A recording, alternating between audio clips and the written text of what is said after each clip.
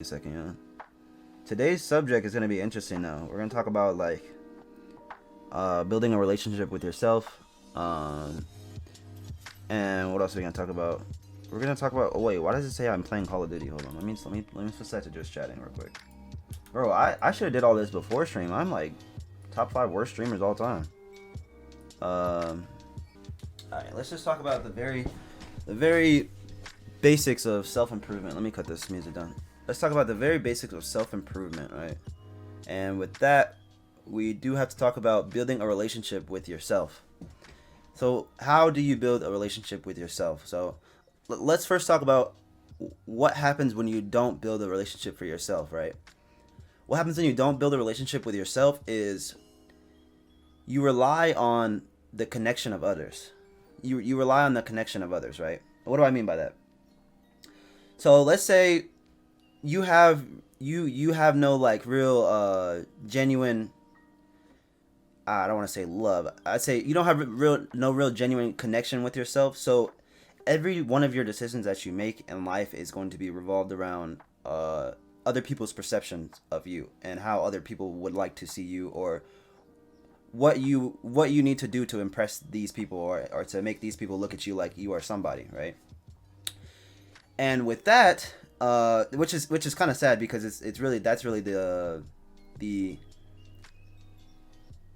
that's really the foundation of a lot of people's lives, more people than you think, and a lot of people get trapped in that, and and it's such an easy trap to fall in, because when you're a kid, you don't know shit about fuck, right? You don't know what the fuck is going on. You don't know shit about shit, right? You're just a kid. You don't even know who you are yet, and then you get thrown into this elementary school, which the school system is questionable. I'm not gonna lie, the school system is very questionable. But you get thrown in a school system, and we're talking about elementary, by the way, right now. And you get thrown in a school system, right? You get thrown in a school system with a bunch of other kids who don't know shit about shit. And now it's like you're competing to be cool with that one guy who kind of knows what he's doing, right? It's like you're being cool, like you're acting out of character to see if this guy will like you, and that can carry on to your adult life. That can really carry on to your adult life, right?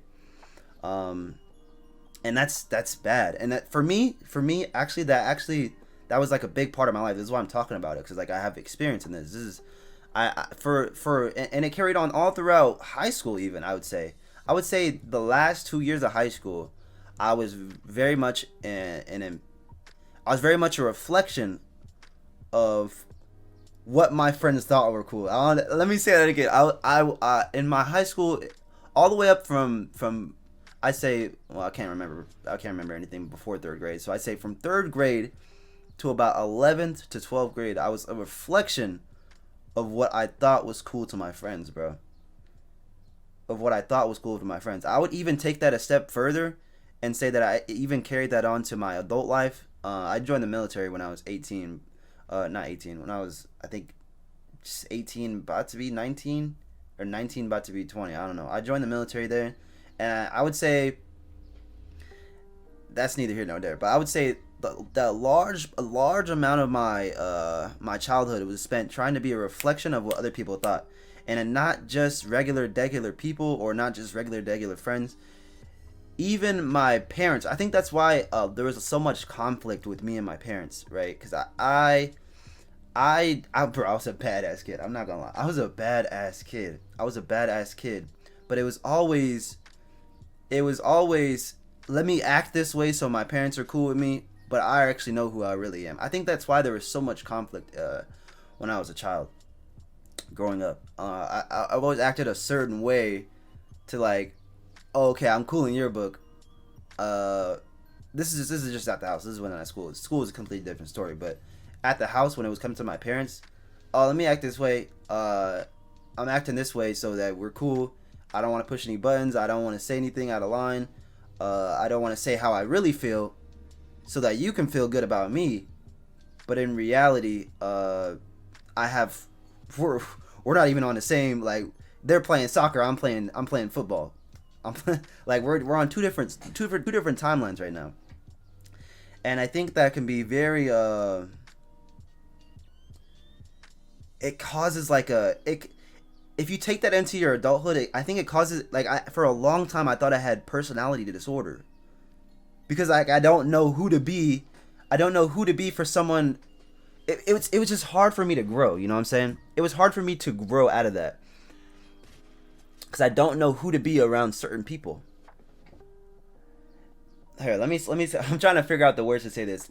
Okay, so it was like I would create an identity that my mom and my dad would like, and then I would create a different identity for how my friends perceive me, how people at school perceive me, and then I would create a different identity for how for how let's just say there's two identities, and then there's my identity, the person who I really want to be, but I'm too afraid to show around other people.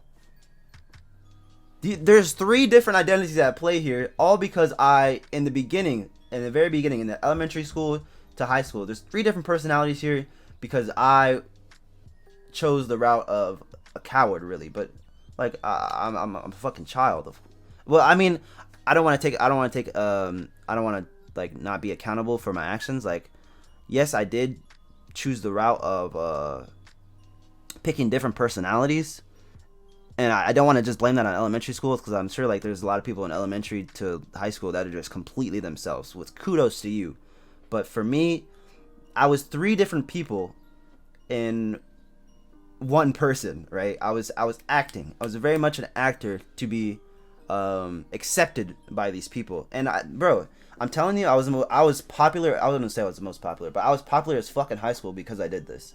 And if you're popular, right? If you're popular because you have different identities and because you have like this mask you put on for people, you're rewarded through people fucking with you. So like it's like, why stop? And bro, worst decision of my life, bro. Worst decision of my life because as soon as I got out of high school, I did not know who the fuck I was, bro. I didn't know who the fuck I was. And it's really like that, bro. It's really like that. When you create a mask to please certain people, you don't know who the fuck you are in the coming years, bro. And that's tough. It's really tough, bro, because then you're like you're spending you're spending the rest of your 20s picking up the pieces. Right now I'm 22, bro. I'm still picking up the pieces. This year, I'd say alone, I've had the most craziest growth ever, and I'm so happy for myself. And I never like showed genuine like appreciation for myself, but right now we're gonna take the time to appreciate, breaking out of that, bro. Breaking out of something you built for years. Breaking out of these masks you built for years. I'm not going to say I wasn't myself the entire time, but I'm saying I wasn't completely myself, right? I had these masks on and it would show like a bit of my personality, but in reality, I was scared. I was scared of how other people would perceive me. I was scared of how other people would look at me and be like, yo, you're weird, or like, yo, I don't fuck with you no more because like you're just too, you're just too yourself. You're just too much of yourself. So it's like,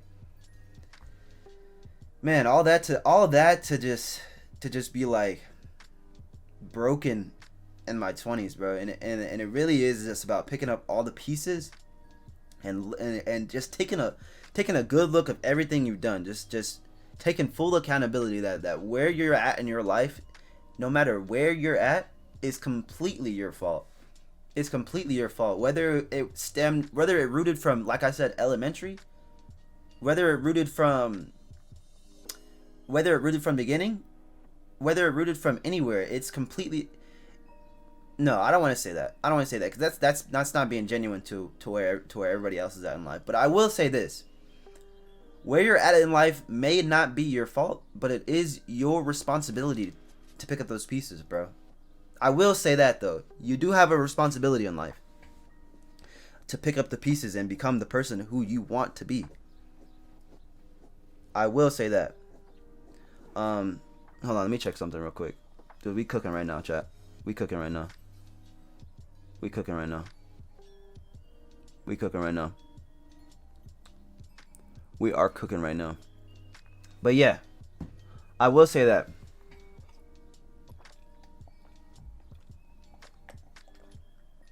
So back to my original point. Finding yourself. That is step 0, bro. That is really step 0. Step 0 is figuring out if you were even yourself the whole time to begin with. And that is a very, if you figure out that you weren't yourself this entire time, and you reflect back on the things that you picked up as a child, and you finally realize like, yo, I wasn't being myself at all, then you'll really like be like, damn, bro, who am I? And that's scary. That's very scary, to just sit back and be like, damn, bro, who the fuck really am I? You feel like, I promise you'll feel like, right? you'll feel like, where do I go from here? Because now you're inside of a body that you don't even really know. No, it's not even that. It's not that you don't know who you are. It's that nobody knows who you are except for you. And even then, you're kind of shaky on who you are because you played these different roles. Bro, that's scary as shit, bro. That's scary as shit. So I'd say the first step to becoming a better person is to figure out, step 0, figure out if you were even being genuine to begin with. And by genuine, I mean genuine with, I don't know, inside of a fucking safe. Like, you're inside of a locker. Like, genuine when nobody is looking. Genuine is being genuine to yourself, is being you when nobody's looking, when 100 people are looking, when 20 people are looking, when 10 people are looking, when it's just you and your homie, when it's one-on-one. Just real genuine. Just figure out if you were being genuine your whole life. And if not, figure out why. Ask yourself why. Ask yourself why, and I promise you, if you weren't, a lot of shit will come up. A whole lot of shit will come up. So that's step 0. Figure out if you were even being genuine in the first place, or if you were even being yourself. And then from there, once you get past that, which is like the boss, that's already a boss level in itself for me. Once you get past that, once you get past figuring out if you were being genuine in the first place, step 1 is becoming aware of the way you think. Becoming aware of the way you think, and yeah, that's it. Becoming aware of the way you think. And that by doing that, become aware of the way you think is to have full constant monitoring of your thoughts, and that is exhausting. I'm trying to tell you, when you're fully constantly monitoring your thoughts, and by monitoring I mean just how do I explain this? Because I'm talking about some real shit right now, bro, and this is what pulled me out of that step 0, bro. I'm talking about some real shit, but it's hard to word it without sounding crazy as shit. But fuck it, let's just sound crazy as shit for a second. Monitoring your thoughts so deeply that you're aware of how you make yourself feel. And okay, let me try to explain this. How to monitor your thoughts. Let's see here. I'm about to make a whole video on this too. Once I get my thoughts rolling, give me a second. How to monitor your own thoughts. It's like I'm trying to figure out where it starts. Because it starts from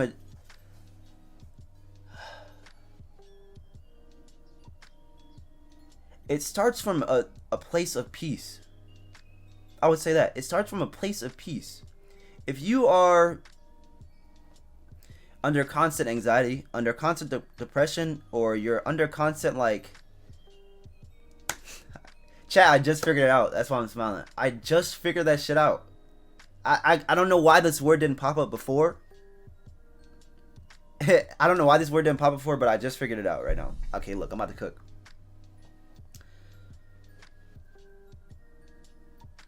Being aware of your thoughts means that you must be present in the moment. Present in the moment. I know you hear a lot of people say that. I know you've heard this before. But being present will change your entire life forever, right? Just by being present.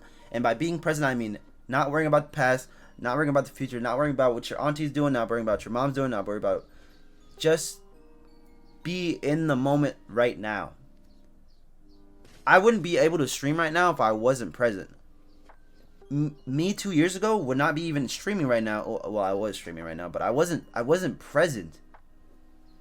I wasn't locked in. I wouldn't be able to have a lecture right now. I actually wouldn't, because I'm not present in the moment. I'm constantly thinking about, oh, what do these viewers think about me? Oh, do I even have any viewers? Oh, what does this person think about me? What is that? What is whoa. Just be present in the moment. And I feel like once you become present in the moment, you'll be able to monitor your thoughts. And what happens when you're able to monitor your thoughts, you're able to see how you really feel about things and why you feel about certain things. So let's say a negative thought pops in my head. Let's actually take a real life example of a negative thought I had yesterday. Let me think about something that I thought of yesterday, so that this can all make sense. Because I want this to be relatable to you, and not just be like, yo, what was this nigga talking about? So let me pull off a real life example of what happened yesterday. Like, give me a second. Let's say yesterday I had a negative thought.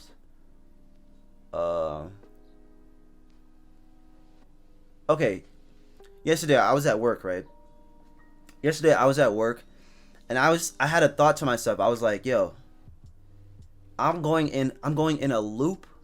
I'm going in a loop because I'm like working all the time, and I'm not really getting anywhere in terms of my business or anything. I'm not really getting anywhere. Like, it's not doing anything for me. So my negative thought was, I'm gonna be stuck here forever. Now, what monitoring your thoughts does is you will look at that, and you will catch yourself, and you will say, why do you think that way? Why are you saying this to yourself? And that's the big plot. That's the plot right there. Because a normal person will not look at that and say, yo, why are you thinking like that, bro? They will not question himself on his or her own thoughts. They'll just let that shit fly. And what happens when you let that negative thought fly is it will create a snowball effect and create more negative thoughts. And you'll just be in this snowball effect of just negativity because you didn't catch that thought. And I think that's why a lot of people walk around here and just like, they don't know what to do because they're not present. They're always thinking about something else rather than paying attention about what's going on in here. What's going on in here and why.